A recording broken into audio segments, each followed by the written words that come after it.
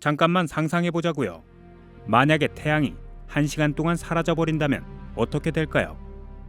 아니면 한 달 혹은 1년 정도 사라져 버리면 어떨까요? 인류에게 무슨 일이 일어날까요? 이제 별의 표면에서 나온 마지막 광자, 그리고 태양풍을 구성하는 마지막 입자는 지구를 향해 최종 비행을 시작했습니다. 하지만 아직 이것으로 우리 태양의 심장이 기능을 멈출 것이라고 생각하는 사람은 아무도 없을 것 같네요. 8에서 9분 정도 지나니까 하늘이 갑자기 검게 변하기 시작하고 그 어둠은 곧 온 행성을 뒤덮습니다. 지금이 한밤중이든 아니면 밝고 화창한 정오든 간에 상관없이 모두 어둠 속에 갇히고 말았습니다. 별들은 칠흑 같은 어둠 속에서 더욱 환히 빛납니다. 달은 반사할 햇빛이 없기 때문에 아예 사라져버렸죠. 모든 빛이 소멸하기 1분 전, 지구 주변의 자기장의 변화, 전리층의 교란 등으로 인해 밝은 북극광선이 나타날 수도 있긴 합니다만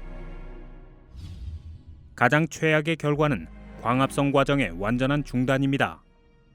식물이나 혹은 녹조류가 더 이상 광합성을 하지 못해 산소를 만들어내지 못하는 것입니다. 말하자면 살아있는 모든 생명체가 직면할 어떠한 큰 문제가 생긴다는 거죠. 1시간 후, 지구의 낮은 진정한 패닉 상태로 들어서고 있습니다. 정전으로 인한 통신 두절이 시작되었군요.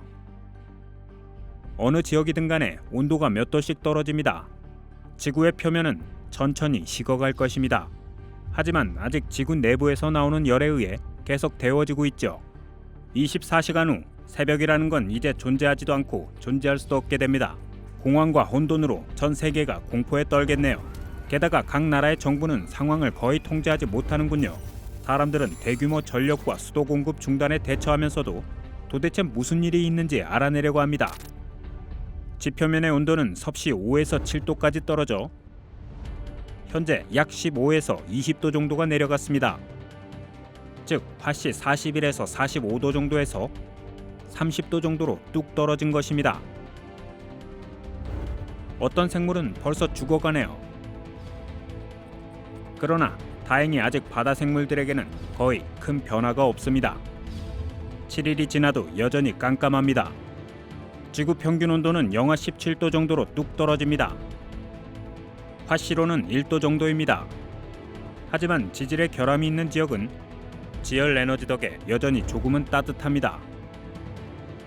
이때쯤 웬만한 식물들은 추워진 날씨와 어둠 때문에 죽습니다. 벌들과 따뜻한 날씨를 선호하는 동물들도 죽죠. 보통의 정상적인 일들은 이제 일어나지 않습니다. 바다에서는 플랑크톤이 죽고 물 가까이 사는 주민들은 추위로 고통을 겪죠. 그리고 드디어 바다의 표면까지 얼음으로 변해가네요. 그제야 과학자들과 사람들은 무슨 일이 일어났는지 깨닫고 대피소를 만들고 장비를 갖추려고 합니다. 한 달 후 지구는 계속해서 차가워집니다. 지구 표면의 평균 온도는 영하 30도, 즉 화씨 영하 22도 정도이며 대부분의 행성은 얼음으로 뒤덮여 있습니다. 남아있던 모든 식물들 그리고 녹조류까지도 사라졌죠.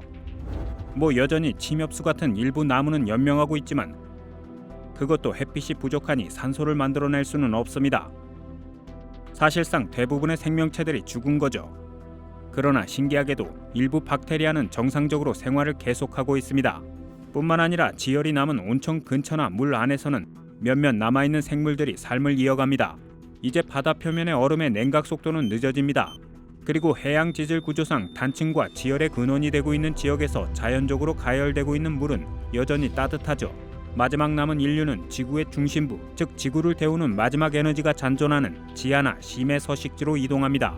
그러나 이내 바다에서도 멸종의 드라마가 펼쳐지기 시작합니다. 1년 후 지구와 바다의 표면은 이제 아주 두꺼운 얼음으로 덮여 있습니다.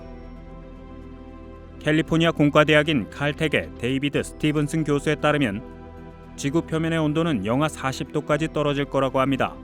화씨로도 같은데요. 생명은 이제 깊은 심해에서나 지속됩니다. 글쎄요.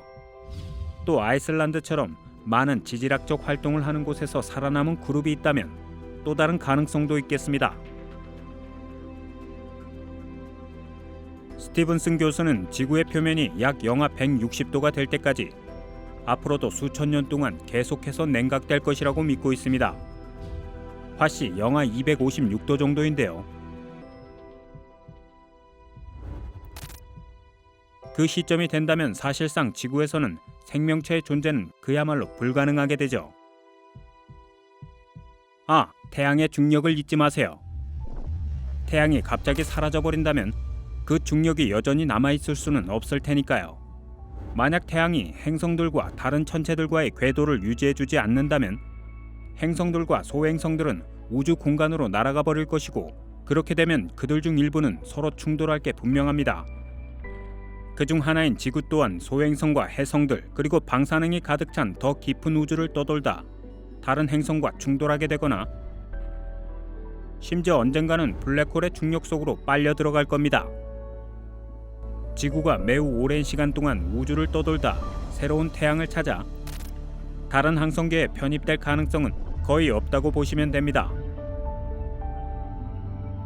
그러나 결국 이 시나리오는 그저 환상일 뿐만 아니라 일종의 사고 실험이라는 것을 깨닫는 것이 중요하겠습니다. 우리가 사는 이 지구의 진짜 미래를 말하자면 몇십억 년 후에 태양은 부풀어 올라 붉은 거성으로 변할 것입니다. 태양은 수성과 금성을 집어삼키고 지구와 화성은 수천 도까지 뜨거워질 테죠. 50억 년 정도 후면 태양은 폭발해서 그 외피가 모두 떨어져 나갈 겁니다. 곧이어 태양계 중심부는 점차 냉각되어 하얀 외성을 남기고 그것이 폭발한 후에도 여전히 태양계의 잔해는 궤도를 돌게 되겠죠. 사실 인류의 운명에 대해 확실히 알려진 것은 없어요. 하지만 그 전에 다른 행성으로 이주가 가능하기만을 바라봅니다. 이게 꼭 상상이라는 보장은 없으니까요.